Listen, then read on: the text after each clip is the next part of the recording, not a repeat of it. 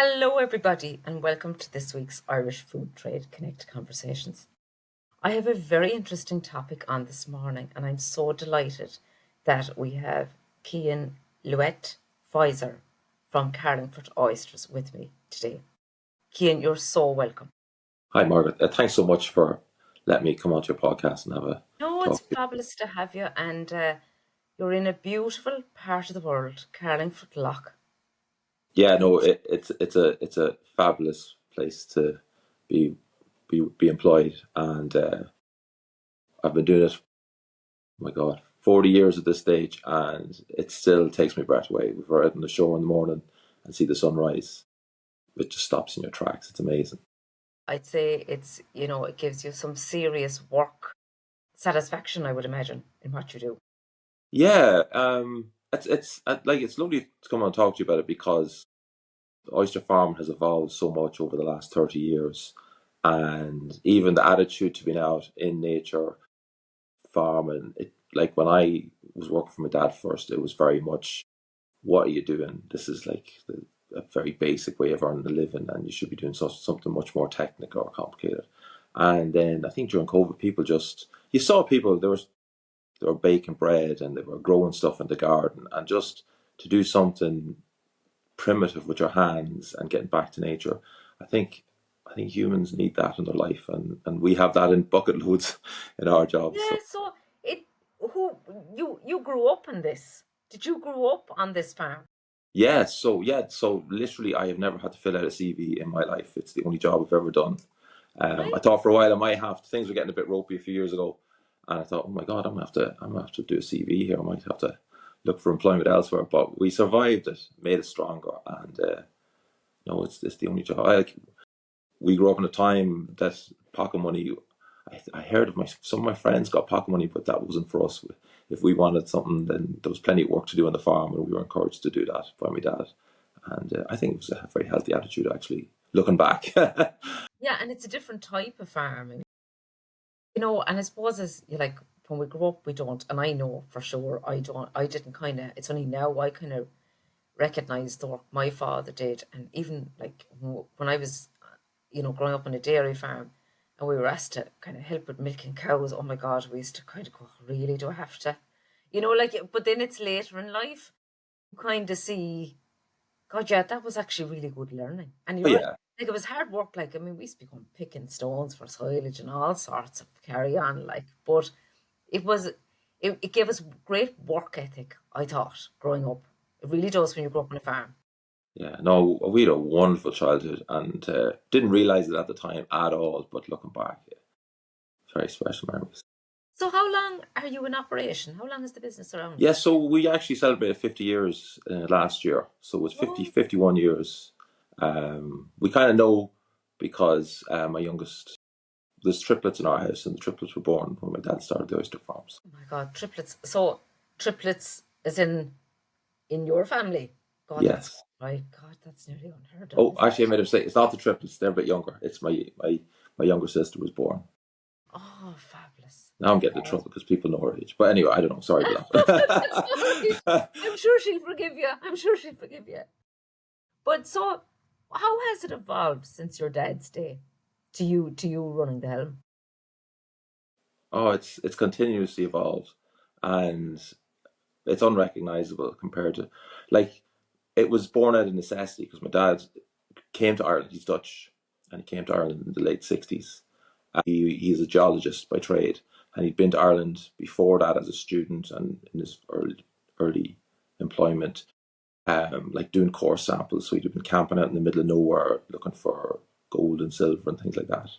Um, and so we fell in love with the place, and I think it was always in his head to come back. And he built a little wooden sailing boat with my mom. My mom's from London, and they sailed across the Irish Sea and came into Carlingford one day. And they were just on their travels, and then the weather turned a bit rubbish, and they couldn't leave. They actually had they were gonna head off to where they were gonna go next, and they had the ropes untied and coiled up on the boat. And a local fisherman came over and said, there's a bit of an easterly gale there, and if anybody's ever been to Carlingford, if you're going and the tide and the wind are against each other, it's really not much fun out there. So And this was a time before you GPS or anything like that. Sailing got lots more simple.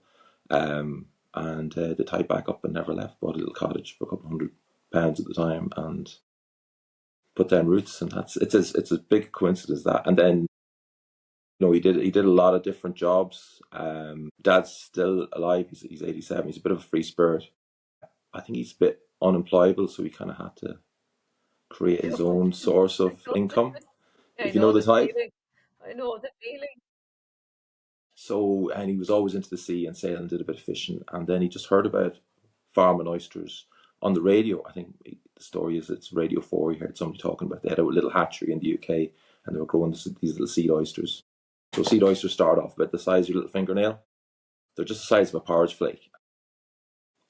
He said, okay, I'll try that. And there was heritage in Carlingford for oysters. Do you know, probably when I was in primary school, my friends' grandparents or great-grandparents maybe had fished oysters, but nobody really knew anybody that had fished oysters that was still alive. You know what I mean? And the seabed in Carlingford has millions and millions of oyster shells in it. And even I'm talking to people now, and they're digging in the back garden and they find little middens of oyster shells.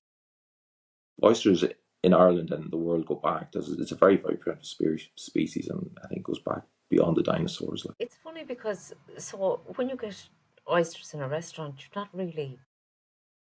I don't know if we're that educated when we eat out on them, and how like I mean when you were saying there, people were finding them in their back garden. Do you know, like we're not that.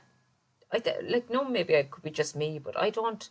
It's knowing the heritage of something, and I think that's where you're quite good at explaining the actual process of how it works and from basically from the farm to how it gets on a plate as such. Yeah, I suppose it's just it depends how much people have come into contact with the knowledge about oysters, because I meet quite a lot of people that would know more than me, and so it varies quite a bit. There's something that's really interesting about oysters, and it works out. It's really fortunate for our industry because there's about 200 oyster farms in Ireland. A lot of them are small family businesses, or it could be a farmer that has kind of a few hectares of an oyster farm as a supplement to their own income. But all these oysters will taste a little bit different. They're like a wine. That the flavour from the oyster comes from the environment where they grow, and that all changes from different bays. Every oyster has its own unique flavour, so we don't really compete with each other. So if you're going to a restaurant and there's 4 or 5 different varieties of oysters, I would always encourage people, like there's lovely mignonettes and dressings that you could put on the oysters, and that's very tasty. But if you're lucky enough to get 3 or 4 different varieties of oysters, I would encourage people just to try each oyster without anything on it, so you can taste the different flavours from each different bay. That's something I wouldn't have known. You know, when you get oysters on your plate, you don't. But it's like anything live. Like it's like when I talk about like a background, the produce, the different varieties of different things have different tastes. Do you think like in the restaurants there, we're like as a consumer we're told that very much? Because I know I could be maybe I could be totally wrong, but it's not something I would know. And then a lot of oysters are kind of they might have a sauce, so we might get the real taste of them. We mightn't get the real flavor. Yeah. That'd be true to say. Um, well, I know, like, it was again very beneficial for us is that when my dad had the farm, he just really grew the farm from scratch and built up the tonnage and the area. But the oysters were all exported to customers in France. Oysters were much more prevalent, in the 70s and 80s, and then would have been sold as a French oyster. And then when he retired, it was something in my head that I wanted to put our oysters in our Galway oysters would have been very well known when I was a kid growing up. And I thought, well, why can't we have Carlingford oysters? They used to be here thousands of years ago, and something like that. And as a small, very small business, we were very lucky in that chefs and still do, were very generous in that they put where their ingredients came from on their menu. People would go into a restaurant and see Carlingford oysters on the menu, and that's like it's free advertising for a producer to get that, and very, very good advertising as well, because you're getting a referral and an endorsement from the chef and the restaurant owner. Oysters they are sold from their provenance and where they grow, so it's just that people can trickle that down to saying, well, actually, it's a different flavour, and social media is great like that. There's a lot of people putting a lot of information there, and people can access it and find out things about oysters very quickly that maybe would have been harder to discover years ago. That's very true, actually. I think we're getting, as consumers, we're getting more information. But I'm just going to take you back to when your father was selling them. Was he selling them as French oysters at the time before the Irish came into it? Or how was the origin? It Because, just basically France was the biggest market for yeah, oysters, yeah. and we couldn't sell oysters in Ireland. Do you know? Nobody. That's another thing that is really nice in that the interest in oysters has increased unrecognisably over the last 30 years.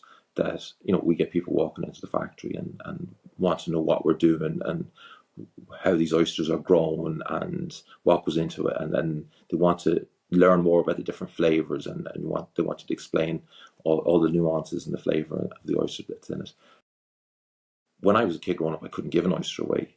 If I had friends, this is would you like it wasn't just a passive kind of refusal. It would be quite a negative reaction to the prospect of eating an oyster, and that's changed dramatically. And that's, as a producer, that's lovely to see, because your own self-worth and the pride and the job that you do depends on your peers and what they think of it as well. So if what you're doing is disregarded, it was paying the bills.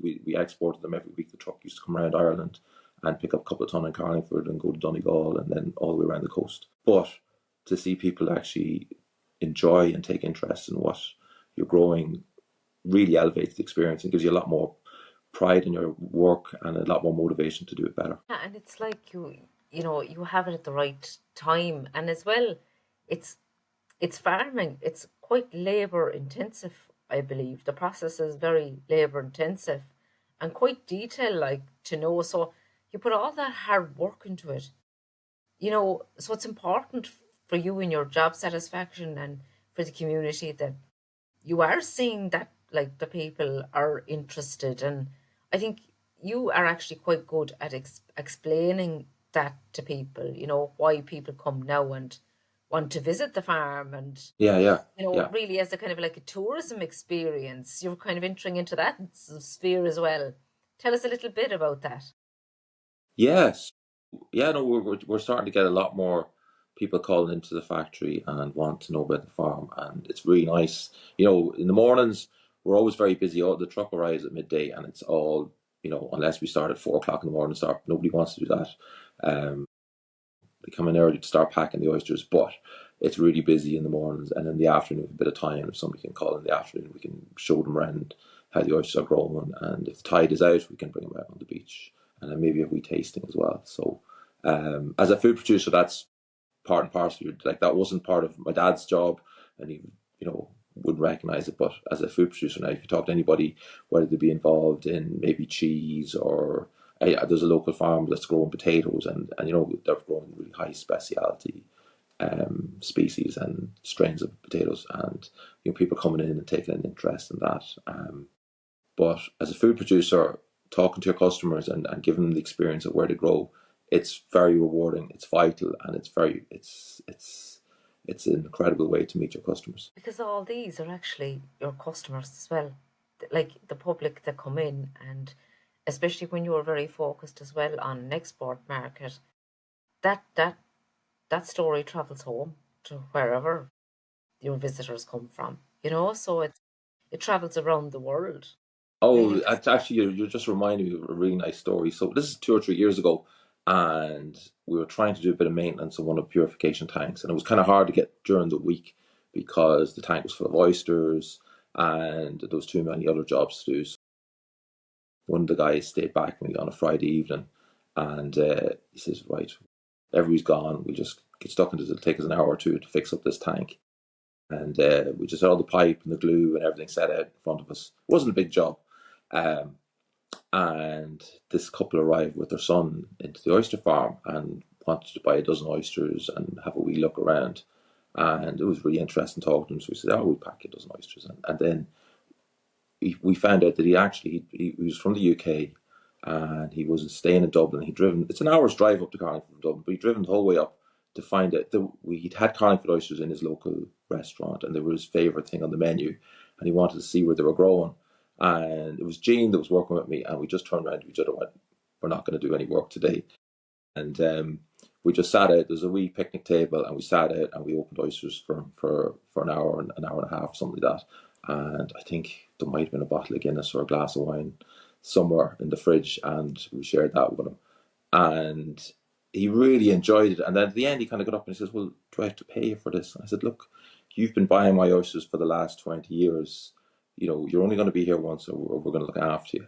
And that was a like it was great crack. We really enjoyed it. Do you know what I mean? It was nice for us. It was a lovely way to finish the week.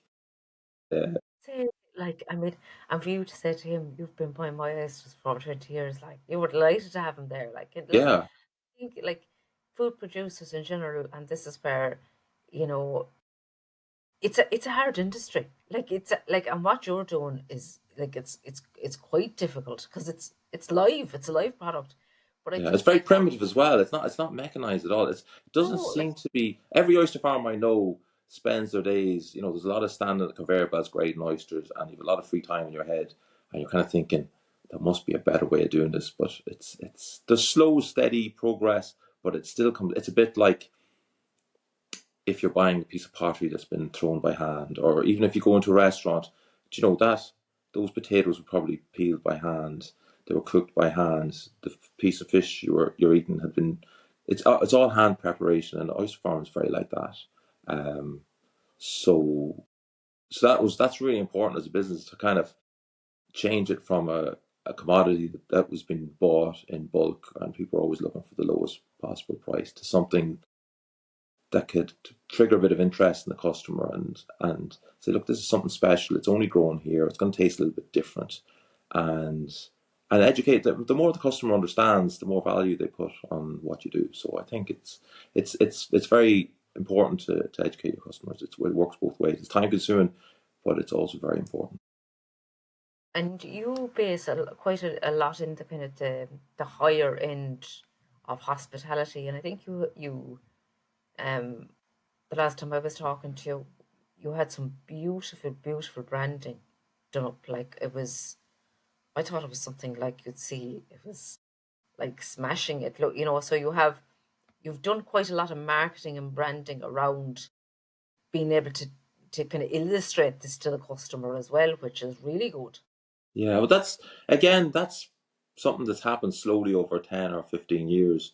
Um, I remember being out at a seafood show in China with a couple of oyster farmers, and literally we just flew out with a couple of wooden boxes of oysters in our jeans and a shirt. And Board B had organised a pavilion at the seafood show, and so that was great. They organised a few graphics and things like that for us. Um, and we were looking at I remember looking at the guys from Canada, and they had all the oysters from um, from the east coast there, and the New Zealand stand was there, and they had all the guys doing the haka and stuff like that, and like we were going, geez, we are so far behind, so we had to up our game to meet that, and also what happened was because we're very small individual businesses, Board Ishikawa kind of took us under their wing, and they kind of did a little exporters group, and so newer as other farms kind of their second generation came into it, there was a fire in them to kind of pack their oysters and sell their own oysters wherever they were from around the country. Um, and that was actually that put a lot of competition on us because and pressure because these kids coming in were very good at graphics and marketing and design. It made our stuff look very, you know, primitive and so but the next time, not maybe not the next year, but 2 or 3 years later when we were going to these shows, the Irish stand was the the offering from the oysters was glowing. The branding was fantastic. Everything looked really good, and we were very lucky. There was a couple of ladies in Dundalk as well, a very small business, but they helped us with their branding, and they were very good and very quick. I came up with fantastic ideas to kind of interpret what we were doing because I tried to draw little graphics and stuff, and it was dreadful. you Yeah, no, know, it's especially like it's a specialist thing, and I think like that we can tell our story. We can tell our story of what's like where we came from and what we can tell why we do what we do, but to yeah, visualize it, like don't ask me to be doing graphics. I'm a numbers person. Like I have a great woman, Rachel, who works very closely with me, and Yeah, that's really sometimes I'd be important. like, oh my God, what is that? Like sometimes you kind of go, but it is something. It's a technique. That kind of branding and marketing is a complete technique. It's very hard to do that yourself, but I think it's been standout. Like and you're in kind of a lot of the top restaurants. What like could you name a few that your oysters are being sold in? Or I suppose so. We actually we got an audit there recently. The guys from Fortnum and Mason sent a couple of their staff over, and we've been in their restaurant for years. I actually went over to Board Bia took a they did a kind of a market research trip, and all you had to do is get yourself to the airport. I think we had to pay for our flights, and then they looked after you after that. And we went out around, around Selfridges and Harrods, and we ended up in Fortnum and Mason. And when I got there, our oysters were on the menu. Somebody says, your oysters are on the menu downstairs in the restaurant. And I didn't know that because we were supplying a wholesaler with our oysters, and then they were very kindly putting them into these beautiful places. So that was really cool. The audits, because they've been in the restaurant page, but they want to put them in the retail section as well. So the possibility to have our oysters on the shelf downstairs. Have you ever been in Fortnum and Mason downstairs? no, never been. No, never been. Oh, But like it's it's real high fabulous. in now, I'd be It's asking, very, isn't it? very nice. It is very Yeah. nice. I would just be buying a couple of jars of jam or something when I'm down there. Just when you go in and you kind of go, I'm going to pick up something in here, but Yeah, so expensive, but it's yeah. No, there's a lovely. there's a lovely chili jam that's about four pounds or something like that. Yeah, yeah. And you'd have it forever inside in the fridge, yeah, because Yeah. it's just that dear. But it's lovely. Like, I suppose your product commands a price. Like, it does command a price. And how do you find that, like, because it's so laborsome, you probably have quite a bit of it's labor intensive. And how do you find pricing your oysters in the market? Like, do you find it's easy or hard, or because it is an upmarket product? Nobody wants to pay more for your product. They You don't. have to give That's them true. you have Yeah. to give them good reasons for that. I tell you what really helped was, again, like as I came in, I got away to university for a couple of years, and then went straight into the oyster farm after that. But it was nice to get a wee break. But I did science in university, business and stuff like that. I knew a lot about growing oysters because I'd grown up with it. But from a business point of view, I was very unskilled and struggled on for 10 or 15 years. Then skill nets, I'm sure you're familiar with them. Yeah. They, I think that we were with AIB, and they offered me a 2 day course or something through skill nets. And that was brilliant because you were getting away for 2 days and learning stuff that was vital, and that kind of changed our business around, and even how to, and the whole concept of giving your customer a reason to pay a little bit extra for your oysters, and to say to your customer, look.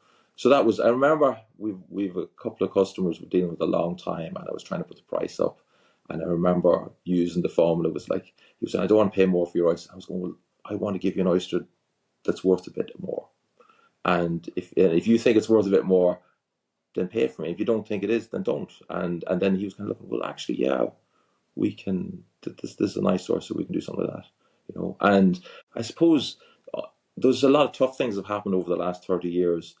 At the time, they weren't very enjoyable, but afterwards, it's like polishing a stone. It's left us better. And, you know, Brexit at the time was really stressful for us. We were exporting about 85% of our oysters to the UK, so we're completely reliant on it. At the time, it was very, very worrying about the prospects of being a food producer, and something with a short shelf life, that you couldn't be hanging around the port for 2 or 3 days getting paperwork processed. There was a real chance that that would be completely knocked in the head. And we'd spent 20 years building up a market there, and we were well known, and we had customers that wanted our product.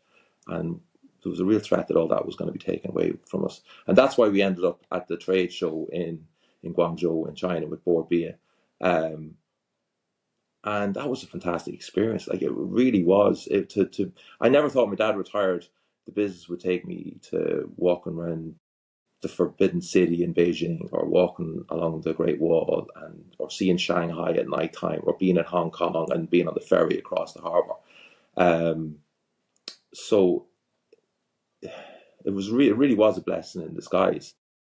But the really good thing about those markets was they were really interested in high end maybe our local restaurants were more price conscious, but when we got to those markets, they were saying, right, we're importing oysters from Canada or New Zealand or South Africa. We really want the best. Can you do this for us? And we went, yeah, we can try. And as a producer, if you have to do your job and pay the bills, but if you can produce something that you're kind of proud of and you've done a good job on, that is very rewarding, and that'll motivate you to get up in the morning to do your job. And then after being there for a couple of years, we took those oysters back to our existing European customers, and again, they had, in the intervening years, had learned more about oysters and knew more about it, and were willing to spend a little bit more money on oysters. So it's all a big circle that was coming round, reinforcing itself. Yeah, and I love what you said there about, because it's always a bit of a haggle about price. But what you said there is if you're willing to pay for a valued oyster, but if you're not, that's fine. Do you know? Yeah, So like it's and I remember having a conversation one day. I was haggling over the price of apples with a French woman. Oh my God, and in the end of the conversation, she says, Margaret, this is the price it is at. We can be talking here all day, but I'm not selling. This is what I need, and this is what so I can walk away, no problem. And I was on the other end of the phone going, she's going to walk away from me, but I was like, no, you have to bring me back there. It's but it's actually holding firm, isn't it? yeah. Just Holding, have hold. confidence to do that. You have to learn. It's a skill you have to It's a learn. skill, Yeah, holding firm, and kind of do you know what? If you're not willing to pay for it, that's absolutely fine, no problem. But you had already kind of done that. There was a market that was buying that high end. You weren't really reliant on that sort of a relationship, which puts you in a good place really and you need to, you're right. You have to get the price that you need for it. And if it's a value product, of course, the price reflects. The yeah. price But reflects. it's the last 1 or 2 or 3 cents on the prices. That's the most important. If you That lose is. them, you've nothing to reinvest back into your business. No, and that's the most important thing you have to say in there is reinvestment.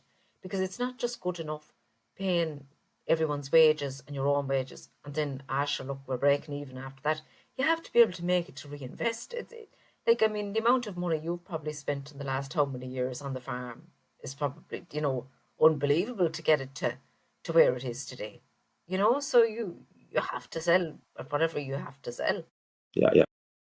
But when I first started contacting customers in the UK, nobody had heard of a Carlingford oyster. It was completely unknown. I actually remember somebody asking us, going, "We haven't heard of Carlingford oysters. Can you send us a Galway oyster or a Colchester oyster or something like that?" Ah, And I was going, "But they grow in Carlingford. It's from here. It's a Carlingford oyster."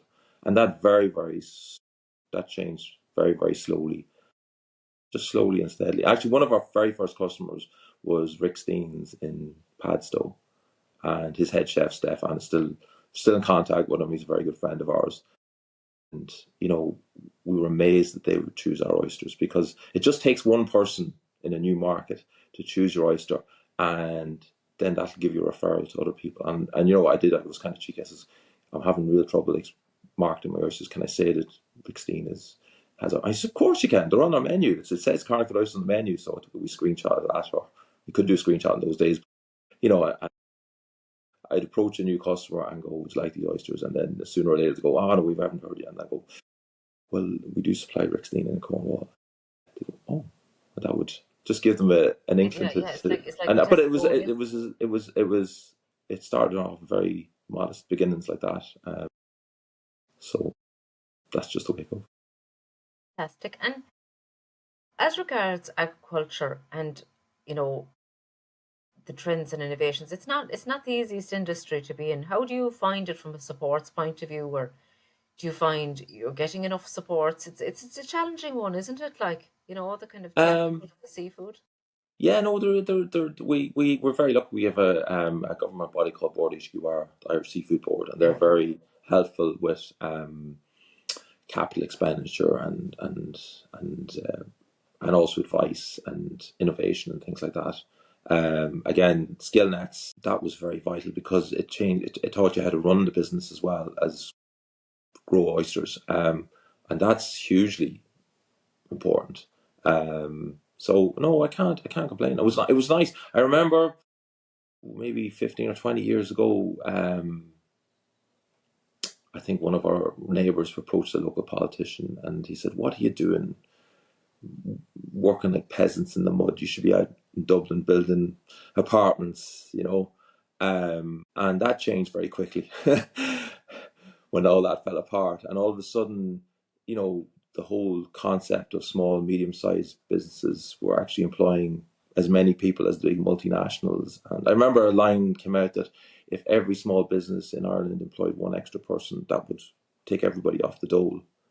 Um, it was lovely to hear that and be recognised as a small, you know, we're all little businesses together. We create a lot of value to the country, and that to be recognised, and not just relying on inward investment from multinationals that are very valuable, but they'll leave as soon as we can't. We've got skin in the game here. Do you know what I mean? If we have a bad year, we just have to keep going.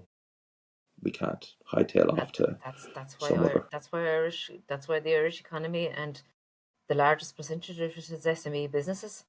Seriously, like, because if you have skin in the ground, like, to support community employment, all of that, like, you know, the, an international or multinational can pull out, and that, like, we've seen it happen. We've seen it happen. Yeah, So you hope they it's won't, but you know. it, it's having the longer term view, and like that, you know, all producers, anyone that's producing anything, especially for our local economy, is like that's gold type of work. Like, you know, and what you're doing above in Carlingford is like it's fantastic work. And thanks so much for sharing your story with me this morning, Kian. It's been absolutely fantastic. It's lovely talking to you. Thank you.